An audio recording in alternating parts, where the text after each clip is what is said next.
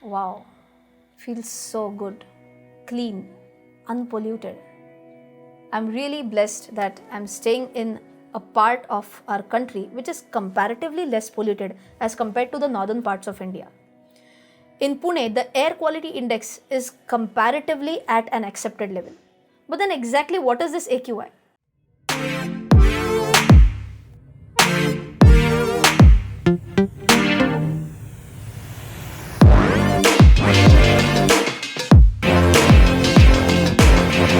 We're going to talk about in today's video what exactly has happened in our country as far as pollution is concerned. We are going to talk about what is exactly AQI.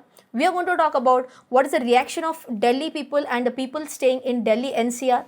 We are also going to talk about exactly what is the meaning of bad air quality, followed by what impact would this air pollution have on people of our country and even on corporates in our country. And lastly, we are going to talk about certain suggestions which we can offer to the government. I'm going to give my suggestions in this video. You are also required, and I would definitely say that you are required to give your suggestions in the comment section below. Maybe we can give some positive suggestions to our government. So what exactly is this AQI, which is in news almost every day? I'll read it out for you. An AQI, Air Quality Index, is used by the government agencies to communicate to the public how polluted the air currently is or how polluted it is forecasted to become. So basically, AQI measures the pollution in a specific area, right?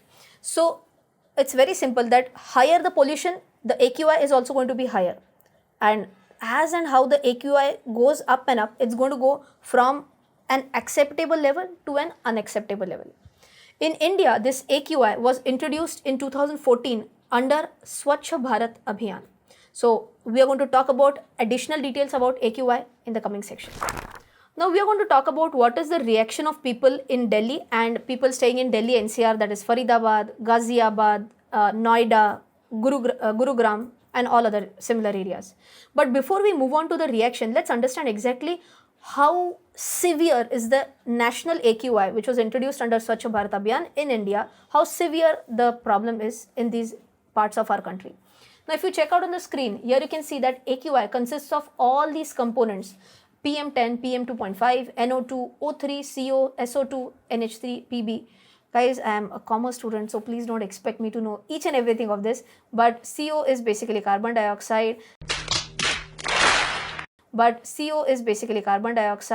And PB is lead and all other components, whatever they are. But basically they talk about how much pollution is there because of all these chemicals. Higher and higher these components are there in the air is going to be bad for our health. Okay, so if this AQI is in the range, so pollution in simple words, all these chemical concentration is in the range of 0 to 50, it's good. It's absolutely acceptable. If it goes up to 51 to 100, it's satisfactory. 101 to 250, moderately polluted. Poor, 251 to 350. Very poor, 351 to 430. Severe is 430 and above. Severe. And in Business Standard last week, I was just going through this news wherein it said that Delhi and Delhi NCR areas, the AQI is 490 plus. This is so alarming. This is even way above the basic severe category range. It starts at 430 and all these northern parts of the country are 490 and above. It's that bad.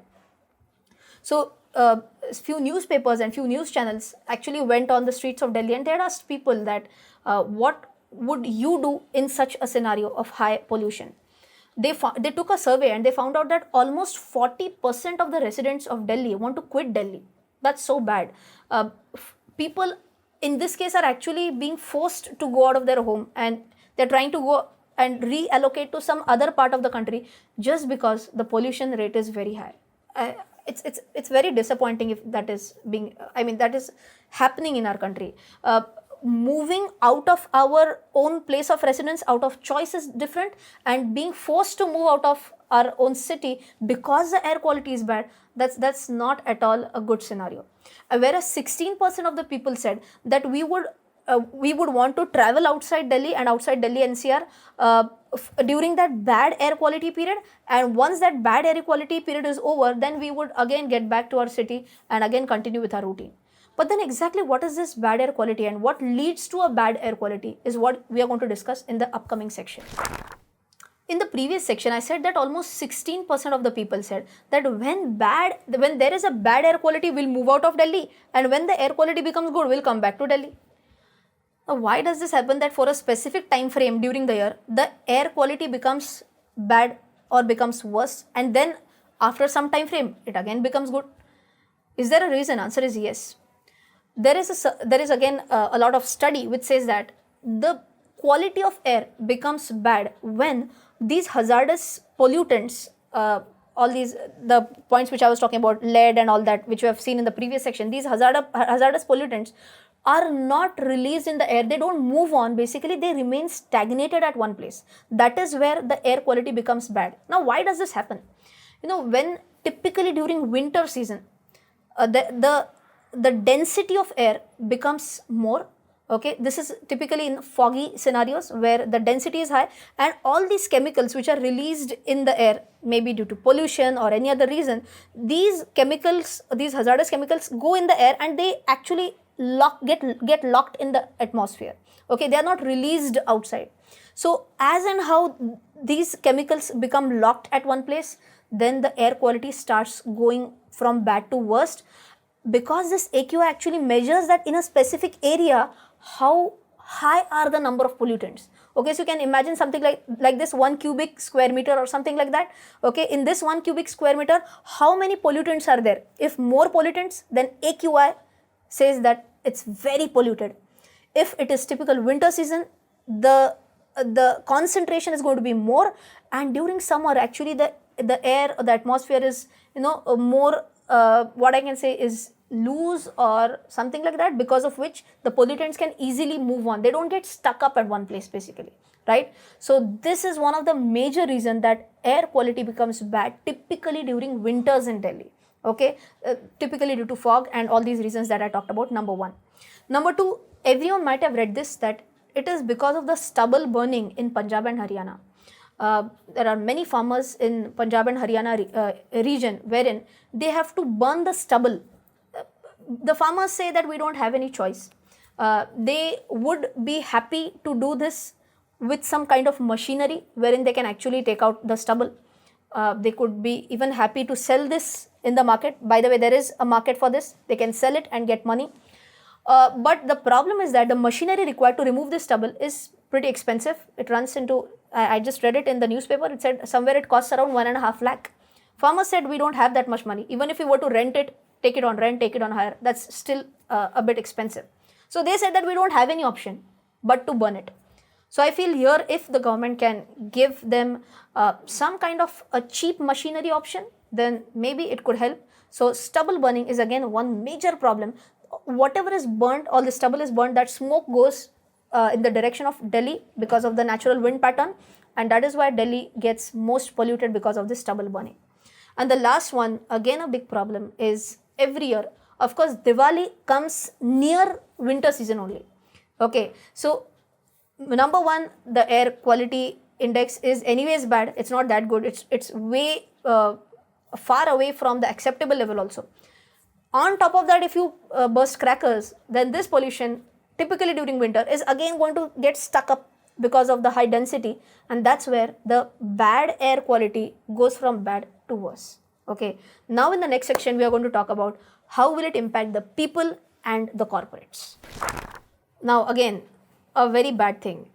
I read that in AIIMS, which is one of the famous hospitals in Delhi, the number of people or the number of patients who have complained of respiratory problems, that number has increased by a double digit, almost 15 to 20% increase in number of patients on a year-on-year basis just because of respiratory problems. So this is very bad, and this is because of again all these pollution problems. This is the impact on people's health.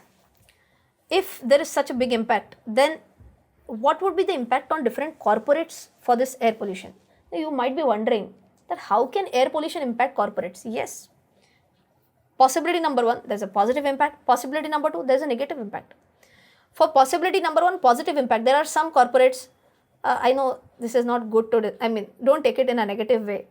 Some corporates will be happy because of a high air pollution. Which corporates are these going to be?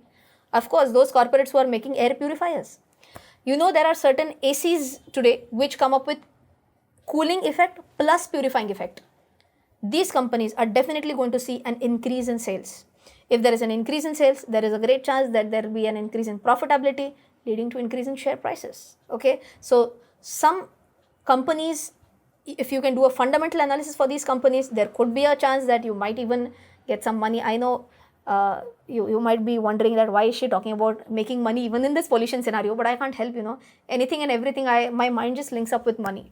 Okay, so there are certain companies, like if you want to note down, Hindware, then you have Haier, you have Xiaomi, you have Blue Star, you have Daikin. All these companies make air purifiers as well as air conditioners which come up with air purifiers. So you can watch out for these stocks in our stock market. Not all are listed on the stock market though, but you can check has their sales increased or not. Ideally their sales should increase. So that was a positive impact. What about the negative impact? There are certain companies which are typically the airline companies who are going to have a negative impact due to this pollution. Now why? Why would this happen? Again, there was a recent news which came up that in the last month, there were almost 15 to 20 flights which they had to divert from Delhi and they had to land in other areas like Jaipur or other cities close by. Now, why this was required? See, if there is very low visibility, then that might lead to some accident. So to avoid such accidents, pilots say that because of low visibility, we need to divert it somewhere else. Of course, the control room and the pilots, they might be having a conversation with each other and then they divert it. Now, what will this lead to? Number one, increase in fuel cost. So this increase in fuel cost, who's going to take the hit? The airline company. Number two, if the pilot is going to land the plane in some other city, will the pilot be required to the pilot, they'll give some allowance to the pilot. The pilot will have to have some food, a place to stay, right? So why only the pilot, the entire staff? So will there be an increase in cost for the airline company to make their food and stay accommodations? Yes, obviously. What about the passengers? Same thing. Passengers would say, we were going to go to Delhi, you have landed us in Jaipur, you have to give us food and accommodation facility. So that will be an additional cost for the airline company as well. What could be a solution for this? The solution is that a special training is given to pilots wherein they can also develop the ability to land even when there is a low visibility. But reports say that the cost per pilot for this training is 25 lakhs. So can I say that's again a hit for the airline company? Answer is absolutely yes.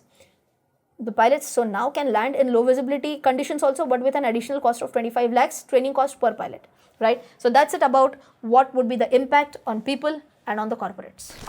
Wow, so I hope you have got a fair enough idea about entire Delhi pollution and whys and all the related topics, subtopics. Then the question comes up is, just do we keep on cribbing, or could there be certain suggestions which we can offer to the government? Yes, I feel there could be a suggestion. Like one thing I said, they can give some machinery at a comparatively lower rentals to all these farmers. Rather than giving them money, give them machinery, make them self-sufficient. Because there are some governments who believe that give them more money and money will solve the problem. I don't think money is going to solve the problem. Making them more equipped, I feel, will possibly solve problem to some extent at least.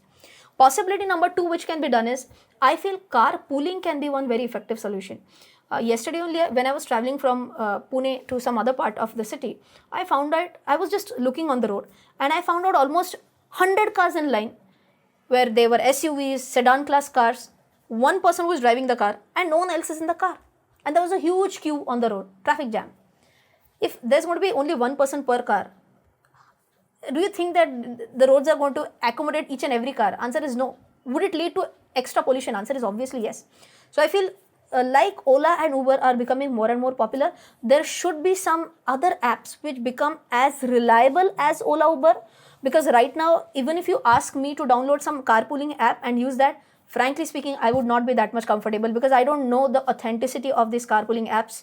So maybe government can do some kind of participation in making carpooling apps, or they can at least promote such carpooling apps whereby maybe the Aadhaar card or a PAN card or some details are there on the app, so that I feel more safe while I'm sitting in the car of such a carpooling app. Number two, there could be certain options, like if I were to go into a carpooling system, then I can choose that I want only girls in the car. or any other category, if I were to specifically select in the car, like if I'm okay with both the gender sitting in the car, I'm still okay with that, then I can choose. So I feel such carpooling apps, if they are given more and more boost, then I feel the overall pollution can not be controlled to a very lower level, but at least some positive change could definitely be done. These are my suggestions. Do let me know your suggestions about how pollution can be controlled in the comment section below. I hope you have understood this topic pretty well. That's it from my side. Jai Hind. Bye bye.